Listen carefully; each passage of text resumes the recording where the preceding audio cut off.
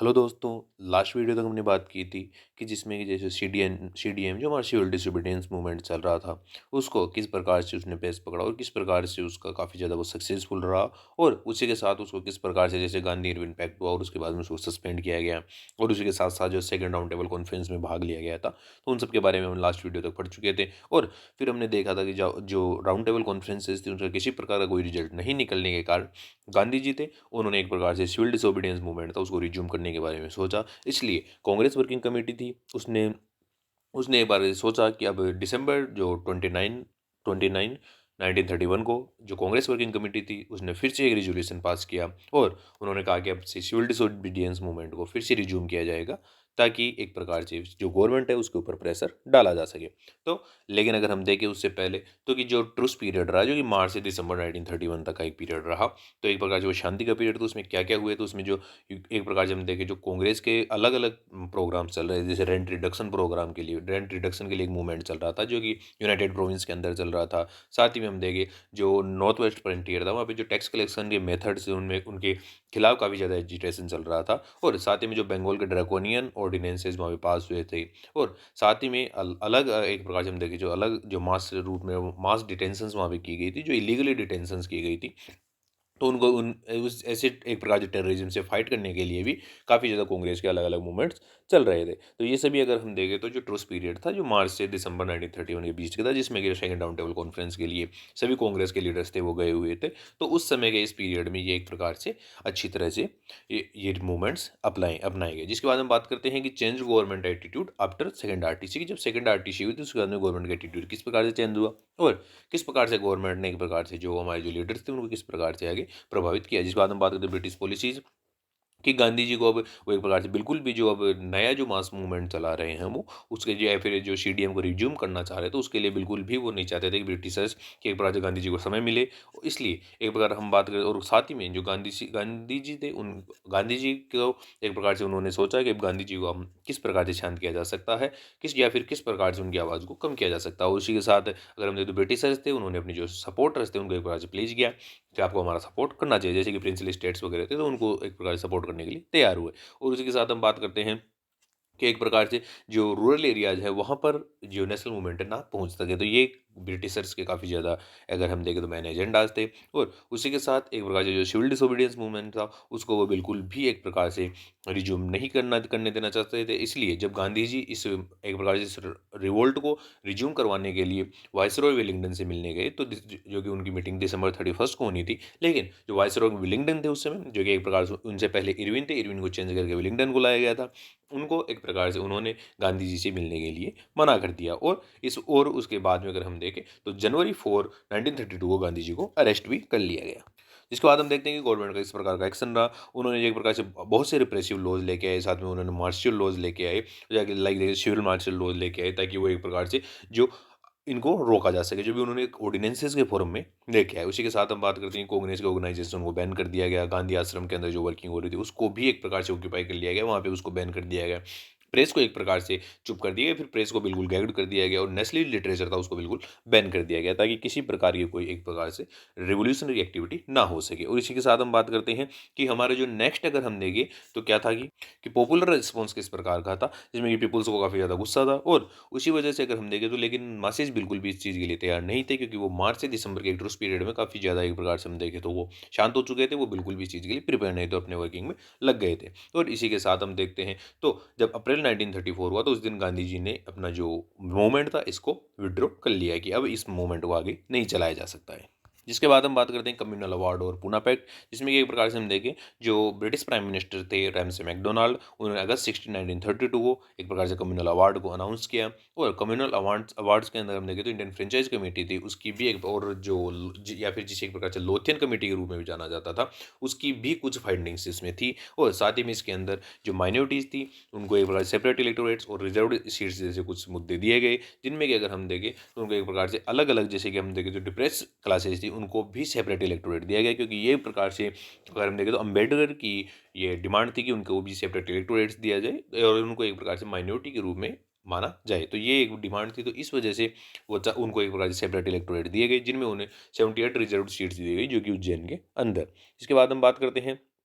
कि जो भीमराव अम्बेडकर थे, उनको एक प्रकार से साइमन कमीशन को बताया था। जब भीमराव अम्बेडकर ने सेकंड आरटीसी हुई थी, तो उन्होंने साइमन कमीशन को, अगर हम देखें तो उससे पहले, सेकंड आरटीसी से पहले भी साइमन कमीशन से बात की थी और उन्होंने कहा था कि हमें एक प्रकार से इंडिपेंडेंट माइनॉरिटी के रूप में माना जाए, हम बिल्कुल भी हिंदूज के अंदर नहीं आते, हम डिप्रेस क्लासेस को एक अलग ही माइनॉरिटी में माना जाए। लेकिन अगर हम देखें तो साइमन कमीशन ने इस डिमांड को रिजेक्ट कर दिया, क्योंकि साइमन कमीशन पहले ही बहुत सी प्रॉब्लम्स से घिरा हुआ था,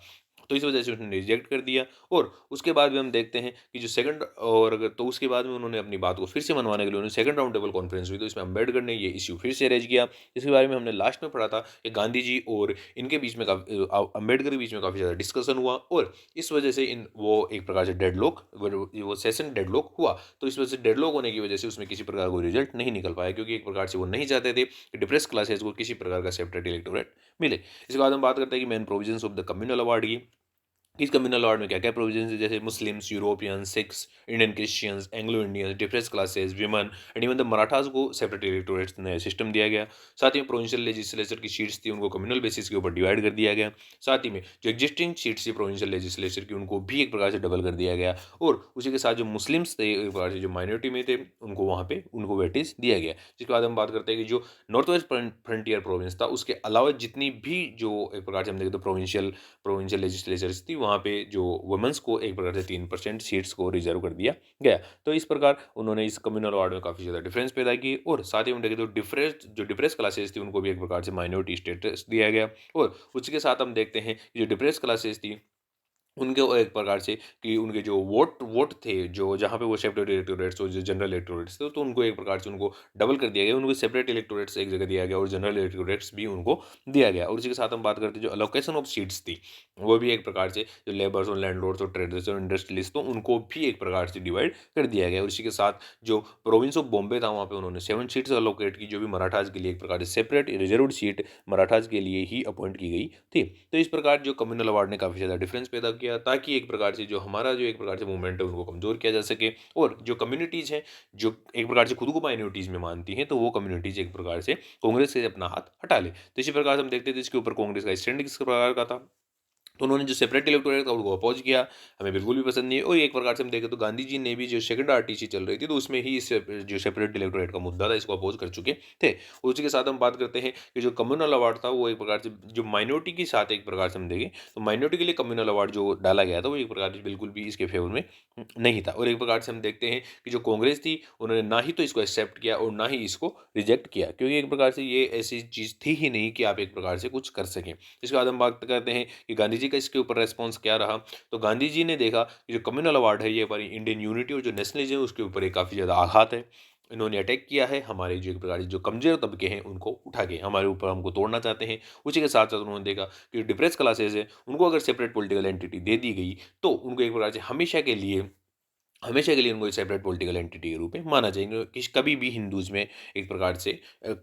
इंक्लूड नहीं किया जाएगा। तो इस वजह से उन्होंने इसके बारे में आवाज़ उठाई, और साथ ही में उन्होंने कहा कि जो क्वेश्चन है ये एबोलिशन अनटचेबिलिटी का, वो एक प्रकार से बिल्कुल ही फिर नेग्लेक्ट हो जाएगा, क्योंकि फिर कोई मतलब ही नहीं होगा इस चीज़ का, क्योंकि उन्हें वो सेपरेट पॉलिटिकल एंटिटी ही मानने लग जाएंगे, और एक प्रकार से हिंदू जो कास्ट है, उससे वो बाहर निकल जाएंगे। तो उसी के साथ हम बात करते हैं कि उन्होंने जो एक प्रकार से वो डिप्रेस क्लासेस के लिए, और जो एक प्रकार से जो उनके जो अलग जो अनटचेबिलिटी इरेडिकेशन के लिए वो प्रोग्राम चला रहे थे, तो उन जो प्रोग्राम्स थे, उनका भी कोई मतलब नहीं रह जाएगा। इस वजह से उन्होंने सेपरेट इलेक्टोरेट्स का, या फिर एक बार से जो कम्युनल अवार्ड आया, उसके खिलाफ उन्होंने इंडिपेंडेंट पास्ट किया, ये मतलब इंडिपेंडेंट उन्होंने अनाहार रहने की घोषणा की, जो कि उन्होंने सितंबर 20 1932 को इसे स्टार्ट किया था। इसके बाद हम बात करते हैं कि इस वजह से हुआ पूना पैक्ट, क्योंकि जब इनकी हालत बिगड़ने लगी, तो जो भीमराव अम्बेडकर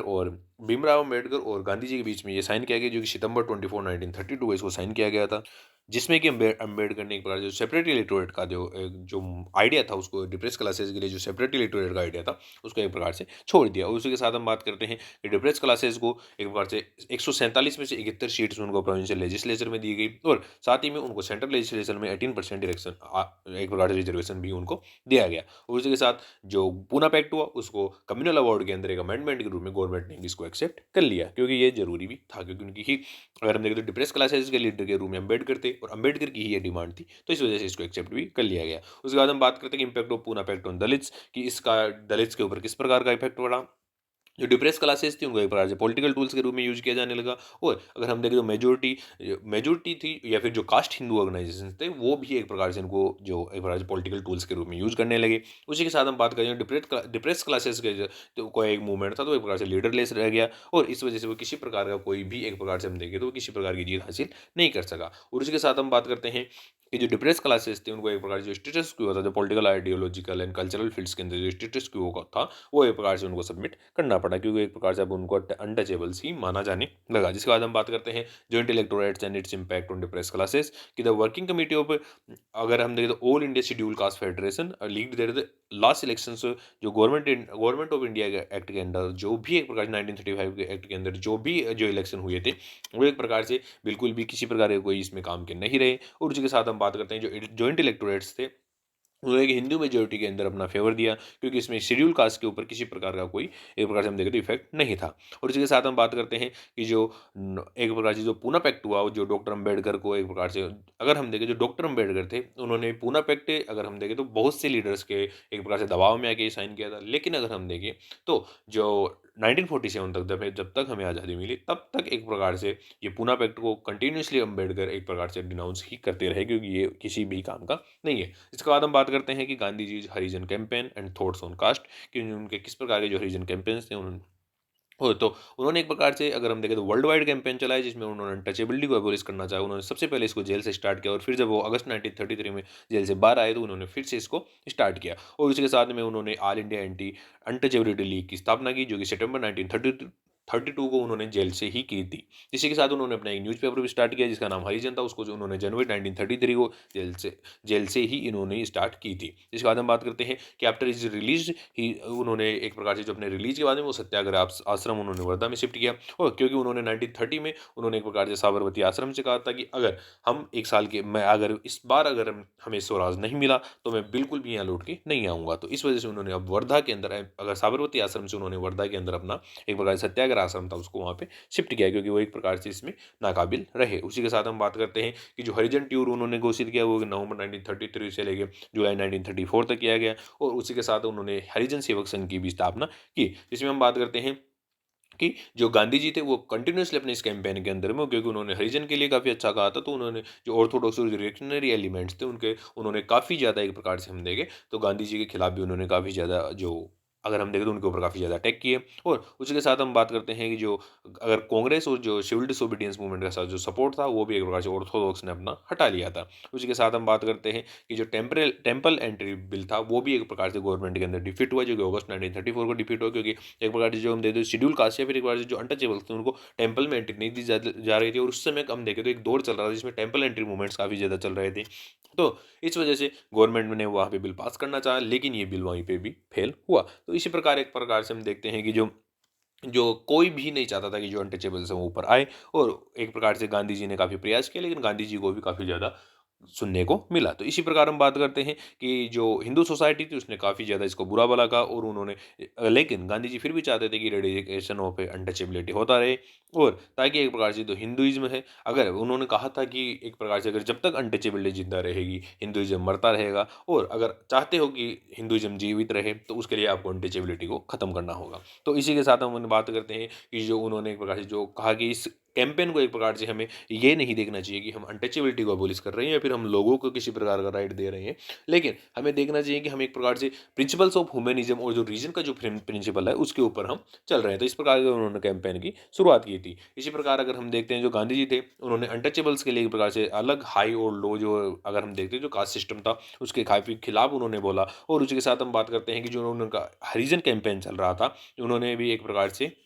हरिजन्स को भी उन्होंने कहा कि आपको भी काफ़ी ज़्यादा अपने अंदर सुधार करना चाहिए। जैसे आपको कंटिन्यूअसली आपको जो क्लीनलीनेस का ध्यान रखना चाहिए, आपको हाइजीन का ध्यान रखना चाहिए, आपको एजुकेशन लेनी चाहिए, साथ ही में आपको जो ईटिंग ऑफ बीफ है उसे छोड़ देना चाहिए, आपको लिकर का कंजम्पशन छोड़ देना चाहिए, साथ ही में आपको जो अनटचेबिलिटी है उसको अगर आप चाहते हो कि आपके साथ रिमूव हो तो आपको ये सभी काम आपको छोड़ देना चाहिए, आपको एजुकेशन लेना चाहिए जिससे कि आपको एक नई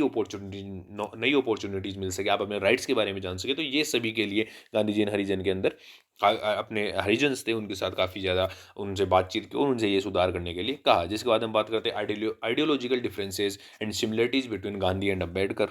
कि गांधी जी और जो अम्बेडकर थे उनके बीच में क्या क्या डिफरेंसेस थे, क्या क्या सिमिलरिटीज थी। जिसके बाद हम बात करते हैं कि जो बर्निंग ऑफ फॉरेन क्लोथ थे जो गांधी जी के द्वारा स्टार्ट किया गया था, लेकिन अगर हम देखें तो बर्निंग ऑफ मनुस्मृति थी वो अम्बेडकर के द्वारा किया गया था, लेकिन इसके बीच में किसी प्रकार का कोई सेंटिमेंट्स नहीं था। और उसके साथ हम बात करते हैं कि जो अम्बेडकर थे वो चाहते थे कि पार्लियामेंट सिस्टम ऑफ गवर्नमेंट हो, लेकिन गांधी जी बिल्कुल भी ये नहीं चाहते थे। गांधी जी एक प्रकार से रामराज चाहते थे, या फिर एक प्रकार से जो गाँव का राज हो वो चाहते थे। उसी के साथ हम बात करते हैं अम्बेडकर और गांधी एक प्रकार से अम्बेडकर अगर हम देखें तो जो गांधी जी थे उनके बीच में उनकी आइडियोलॉजी में किसी प्रकार की कोई रिजिडिटी नहीं थी, लेकिन अगर हम देखते हैं जो अम्बेडकर थे उनकी एक प्रकार से जो आइडियोलॉजी थी उसमें काफ़ी ज़्यादा रिजिडिटी थी। वो एक प्रकार से बिल्कुल भी एक्सेप्ट नहीं करते, जैसे गांधी जी नॉन वायलेंस के ऊपर हमेशा हमेशा रहते थे। तो उसी प्रकार से हम देखें तो गांधी जी के और भी आइडियाज़ थे, जैसे लाइक लिबरलिज्म के, कम्युनिज्म के, फासिज्म के। और अगर हम देखें तो अम्बेडकर के जैसे लिबरल लिबरल आइडियोलॉजी और तो डिजायर्ड इंस्टीट्यूशन फ्रेमवर्क के ऊपर वो बिलीव किया करते थे। उसी के बाद हम बात करते हैं कि गांधी जी ने अपनी बुक हिंद स्वराज के अंदर भी कहा था कि इंडिया एक हमेशा से एक नेशन ही था। जैसे कि हम बात करते हैं जो इम्पीरियल रूल हमारे ऊपर हुआ तो उससे पहले हम नेशन ही थे। तो जब इम्पीरियल रूल हमारे ऊपर आया तो इस वजह से हमारा नेशनहुड एक प्रकार से टूटा था। तो उन्होंने अपनी हिंद स्वराज्य की उन्होंने 1909 में एक बुक लिखी थी, तो उसमें उन्होंने कहा था।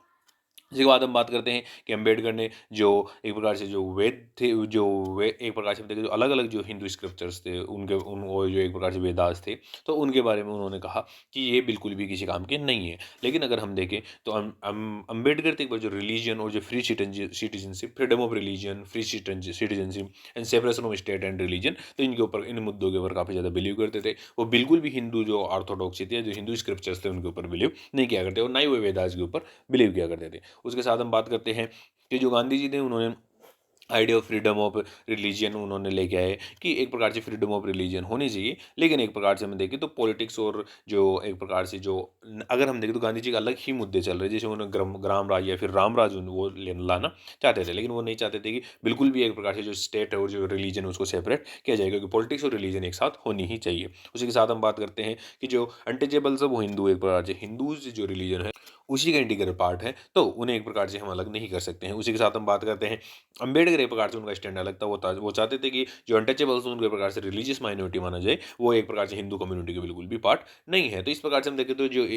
जो गांधी जी थे और जो अम्बेडकर थे उनके बीच में काफ़ी ज़्यादा डिफरेंसेस भी थे और काफ़ी ज़्यादा उनके अंदर सिमिलरिटीज भी थी। तो इसी प्रकार अगर हम देखे जाएँ तो अगर ये सभी एक दूसरे के मकसद के लिए आगे वर्क कर रहे थे, तो इसमें आज हमने पढ़ा ही जिसमें कि कैसे सीडीएम हुआ और सीडीएम के जो अलग हम देखें जैसे राउंड टेबल कॉन्फ्रेंसेस फेल होने की वजह से किस प्रकार से रिज्यूम किया गया और क्यों पूना पैक्ट हुआ, तो इन सब के बारे में आज हमने पढ़ा। जिसके बाद हम अपने नेक्स्ट वीडियो में पढ़ेंगे कि अब जब सीडीएम एक प्रकार से हम देखें तो सीडीएम अब ख़त्म हो चुका है, तो अब सीडीएम के बाद में आगे क्या हमारी रिवोल्यूशनरी स्ट्रेटेजीज और किस प्रकार से हमें मूवमेंट चलाना चाहिए, और साथ ही में जो गवर्नमेंट ऑफ इंडिया एक्ट 1935 आया तो उसके बारे में किस प्रकार का रिव्यू था, जो नेस्लिस्ट थे उनका किस प्रकार रिव्यू था, तो उसके बारे में अगले वीडियो में हम पढ़ेंगे। Thank you.